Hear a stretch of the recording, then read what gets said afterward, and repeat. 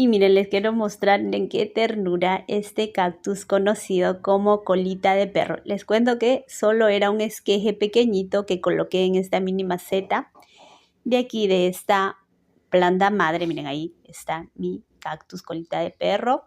Así es conocido y miren qué hermoso, cómo ha aumentado. Miren. Así que les recomiendo que lo tengan en su jardín, es muy resistente, muy fácil de cuidar. Lo colocan en sombra y ahí va a estar hermoso. Y miren, por aquí está mi cactus colita de perro. Miren qué hermoso, está ahí todo fresco, en sombra. Y por aquí en esta mini maceta